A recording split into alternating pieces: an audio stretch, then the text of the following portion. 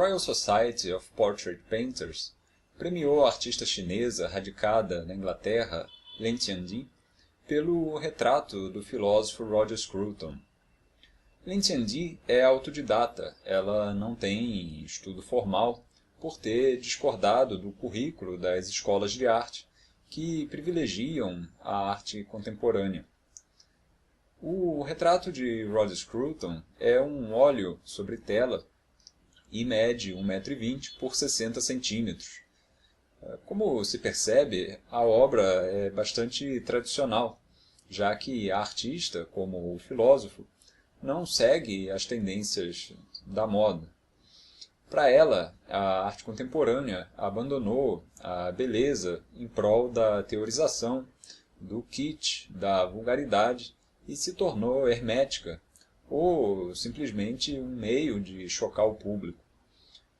Roger Scruton estudou no Jesus College, em Cambridge. Ele é conservador e tem se dedicado à crítica do establishment acadêmico e do show business. Ele escreveu dezenas de livros nos quais aborda também a arte e a estética, muitos dos quais estão traduzidos para o português. Na tela, nós vemos o filósofo sentado sobre aquilo que, num primeiro relance, parece ser uma cama, disposta numa paisagem, onde se destacam um burro, uma árvore ressecada e a capela do King's College, em Cambridge. A paisagem, de fato, existe, mas ela está aqui transfigurada, e a disparidade entre os elementos é a evidência de que nós não estamos diante de um simples retrato, mas de uma composição eminentemente simbólica. E esse simbolismo, mais do que numa leitura literal, proporciona liberdades de interpretação que comportam ambiguidades e diferentes leituras. A tela de Lin Tiandi mostra Scruton na curva do rio Cam. Ele, na realidade, não está sentado numa cama, mas no guarda-corpo da ponte, que, nas ambiguidades da arte, nos aparece de forma provocativa como um lugar no qual ele repousa bem à vontade. As meias vermelhas do filósofo significam liberdade e independência. Elas são um arbítrio pessoal, uma vitalidade que ele confere a seu meio de locomoção, o que denota o inconformismo de Scruton e as escolhas pessoais para trilhar o próprio caminho. Nas universidades inglesas, as meias vermelhas são escolhidas, né, pelos alunos como uma maneira de se diferenciarem da hegemonia que é imposta através dos uniformes. O cabelo de Scruton é desalinhado, provavelmente pelo mesmo motivo. E isso não é uma liberdade da artista, e sim uma característica do próprio filósofo, que, não raro, também se apresenta com o colarinho aberto, mesmo quando está usando um terno. Os cabelos desalinhados são sempre associados à atividade intelectual e significam uma liberdade de pensamento. Ao lado dos pés, uma peça com decoração artesanal talvez aluda ao fato de o filósofo ser um defensor da beleza e das tradições. Quanto ao aspecto artesanal, vale notar também que a tela não tem qualquer elemento tecnológico. O Scruton é ligado ao campo, ele é um defensor do estilo de vida tradicional e, no caso inglês, um defensor da propriedade de terras, que é prática das famílias nobres, cujas origens remontam a séculos e que são, em sua grande maioria, conservadoras. Quanto ao burro, além das conotações óbvias, é interessante reparar que a pelugem dele se estende para fora do corpo, dominando toda a margem do rio, o que significa que o ambiente é sempre influenciado por seus ocupantes. A árvore ressecada simboliza penúria. Uma outra, ainda menor e mais depauperada, que tenta se agarrar a ela, nos remete então ao desespero de uma geração tão amíngua que se escora nas misérias da anterior.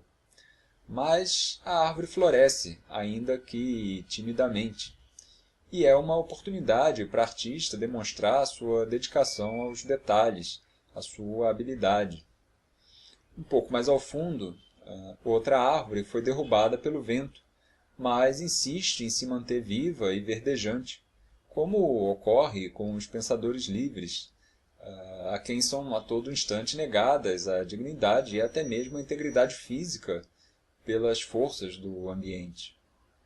Como se pode ver em fotografias do lugar, as árvores existentes são realmente sazonais. Elas perdem as folhas, mas a opção da artista pelo momento da desfolhagem é proposital e imbuída de sentido.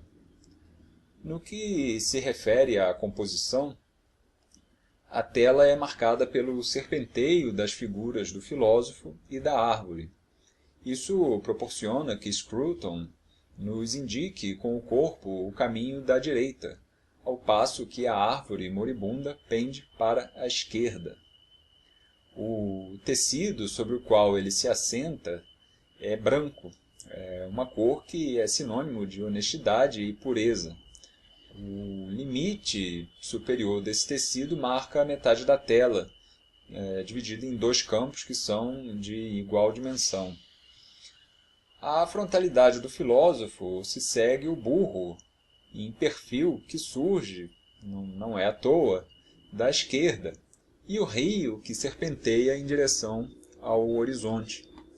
A paleta é de tons pastéis e esmaecidos, como na arte tradicional inglesa, e o detalhamento segue a regra da proximidade, até se perder em esfumato na distância pelo emprego da perspectiva atmosférica.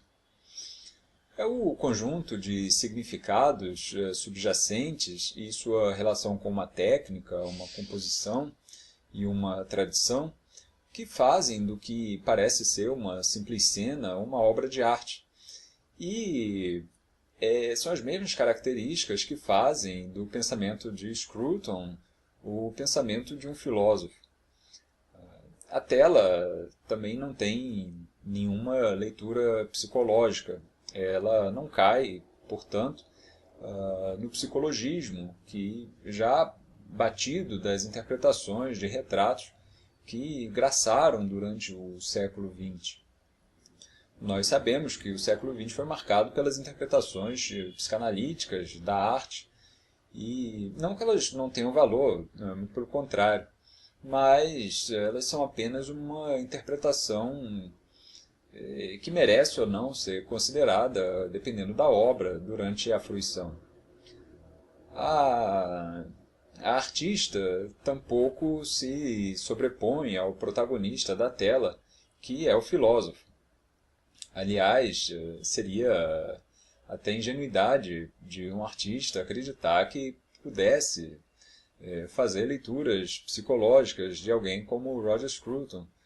Mas é importante ressaltar esse ponto, já que a prática de se achar capaz de julgar a tudo e a todos, de fazer críticas a torto e direito, é uma característica bastante forte em muitos artistas.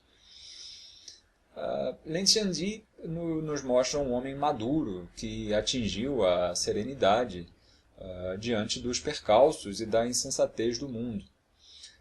Por isso, não há qualquer tensão no semblante de Scruton.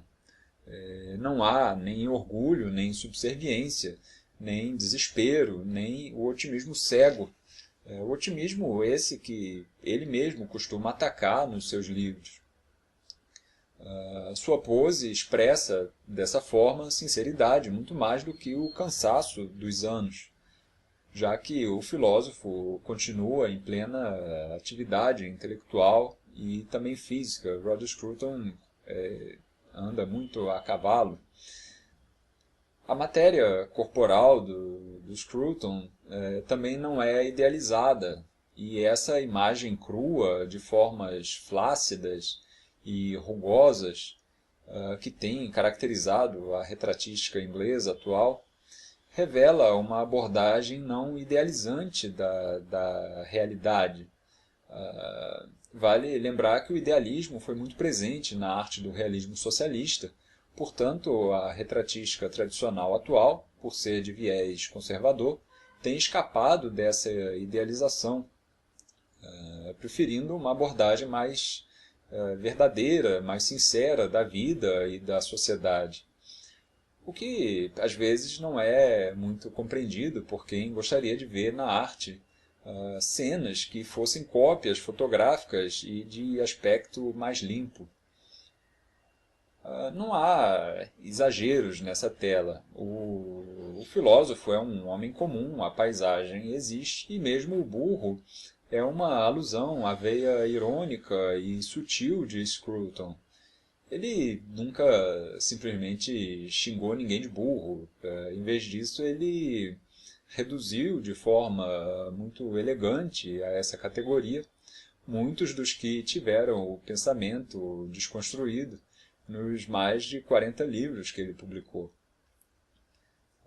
A tela, por isso, além de uma ironia que beira o cinismo, como na tradição de William Hogarth, mistura o realismo com aspectos simbólicos, numa acepção bastante livre das linguagens tradicional e contemporânea, como é o próprio pensamento de Scruton, que não é nem um mero saudosista, nem um revisionista. A leitura dos seus livros demonstra o quanto o seu pensamento abrange temas bastante atuais, como o meio ambiente, a vida na sociedade contemporânea, a diferença entre preço e valor, que nesses tempos onde o dinheiro é o denominador comum de tudo, costuma confundir muita gente. Scruton não é nenhum técnico, um sistematizador, nem um completo subjetivista. A tradição, afinal, principalmente no caso da inglesa, lida muito com essa relação de novas experiências com o lastro do passado, mesmo nos casos mais heteróclitos. Vale lembrar que pessoas como Elton John, Mick Jagger, Paul McCartney e a estilista Vivienne Westwood receberam os títulos de Sir e Dame. E assim, a retratística inglesa contemporânea, mesmo sendo conservadora, rende tributo não apenas aos séculos passados, mas também a Francis Bacon, a Lucian Freud.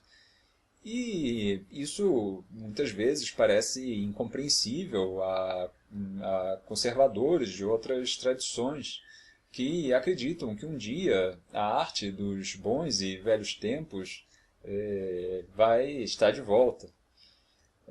A esses, o retrato feito por Lin Xiandi certamente desagrada, mas a esses, os museus e o mercado de antiguidades agradecem.